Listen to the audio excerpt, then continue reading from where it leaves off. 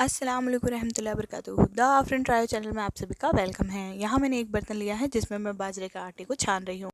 मैं यहाँ पर फर्स्ट टाइम बाजरे की रोटी बनाने जा रही हूँ। यहाँ पे मैंने आटे को थोड़ा सा गीला करा है पानी से। ये बिल्कुल भी चिपक नहीं रहा था, समझ नहीं आ रहा था कि इसको बनाना कैसे है, लेकिन मैंने यहाँ पे छोटी सी लोई ली है। अब मेरे बेटे को भी हंसी आ रही थी कि मम्मा आप कर क्या रहे हो, इसलिए बार बार कैमरे के सामने फ़नी फ़नी फेसेस कर रहा था। अब मैंने यहाँ पे ट्राई किया है। ट्राई करते करते मैंने यहाँ पे कुछ इस तरीके से रोटी बनाई है। समझ नहीं आ रहा था रोटी बना रही हूँ कि नक्शा बना रही हूँ, लेकिन मैंने ट्राई करते करते यहाँ पर एक रोटी बना ही ली।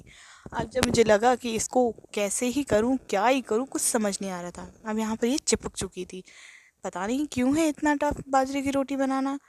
वैसे ये मेरा फर्स्ट टाइम है, शायद मैं अगर इसे 2-3 बार करूँगी तो मुझे आ जाएगा, लेकिन मुझे ये चीज़ नहीं समझ में आ रही थी और मेरे बच्चों को भूख लगी थी, इसलिए मैंने इसको कुछ इस जुगाड़ से बनाया और ये जुगाड़ मेरा काम कर गया। मैंने यहाँ पर एक और दूसरी रोटी बनाई है, जैसे कि आप देख रहे हैं तवे के ऊपर मैं डाल चुकी हूँ।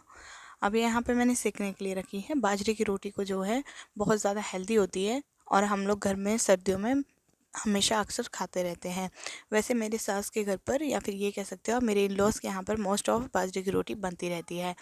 अब यहाँ पर ये था कि मेरी अम्मी घर पे मौजूद नहीं है, इस वजह से ये चीज़ें मुझे अप्लाई करनी पड़ रही है, मुझे बनाना पड़ रहा है। हालांकि हमारे घर पे मेरी अम्मी ही ये सब चीज़ें बनाते हैं।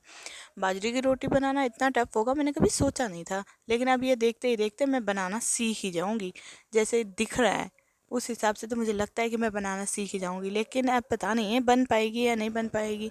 यहाँ पे मैंने गैस को स्लो कर दिया था, फिर याद आया कि अरे कैमरे के चक्कर में गैस को स्लो कर दिया है। अब मैं यहाँ पर इसको पलटने की तैयारी करूँगी। जैसे कि आप देख सकते हैं एक तरफ से मैंने इसको पूरी तरीके से सेक दिया है।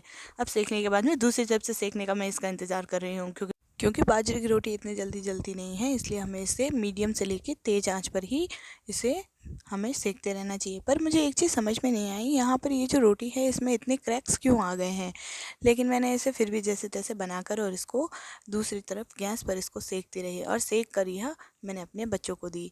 अब यहाँ आप Oh देख my रहे हैं god. रोटी कुछ फट रही है, मेरी इंसल्ट करवा रही है, लेकिन फिर भी मैंने यहाँ ट्राई करना छोड़ा नहीं है। आड़ी हो या टेढ़ी, बनाना तो मैंने है ही। अब यहाँ बनाती जा रही हूँ मैं, जैसे कि आप सब देख रहे हैं। यहाँ पर मैं रोटी पर एक बनाने की ट्राई करती रह रही हूँ। यहाँ पर जब भी जो रोटी अच्छी बनेगी उसका व्यू मैं आपके साथ में शेयर करूँगी, लेकिन जो गलत बन रही है उसका भी व्यू शेयर करूँगी, क्योंकि यह मेरी फर्स्ट रोटी है और अपना एक्सपीरियंस दूसरे के साथ में शेयर करने से हमें अपनी गलतियों का पता चलता है कि हमारी रोटी के ऊपर क्रैक्स क्यों आ रहे थे। अब यहाँ पर आप देखिएगा मैं इसको इस तरीके से इसको पलटूँगी। पलटने के बाद पता चलता है कि फ्लेम को हमने स्लो पे रखा था, इस वजह से ये पीछे से पूरी तरीके से पक ही नहीं पाई है। अब यहाँ पर हमें इसको सीखने का इंतज़ार करती रहूँगी। अब तब तक इंतज़ार करते करते करूँगी क्या, और क्या, कुछ नहीं, आपसे बात करूँगी और क्या।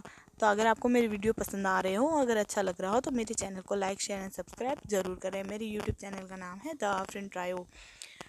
रोटी बनाते वक्त हाथ जो है हमारे इतने मैसी हो रखे थे, मुझे तो लगा ही नहीं था कि बाजरे की रोटी बनाना इतना टफ होता है, लेकिन आज मुझे पता चल गया। मेरी नानी दादी मुझे सब कुछ याद दिला दी इस बाजरे की रोटी ने।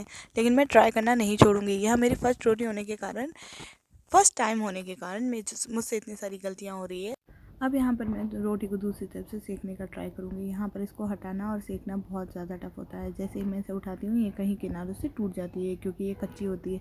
एक चीज़ तो मुझे बहुत अच्छी तरीके से समझ में आ गई है, बाजरे की रोटी को हमें, जो कि उसका जो फ्लेम है वो हमें मीडियम से हाई की ओर रखना चाहिए, ना कि लो से मीडियम की ओर। वही मैंने गलतियाँ की हैं जो मुझे कुछ कुछ चीज़ें समझ में आ गई हैं। अब इंसान गलतियों से ही सीखता है यार।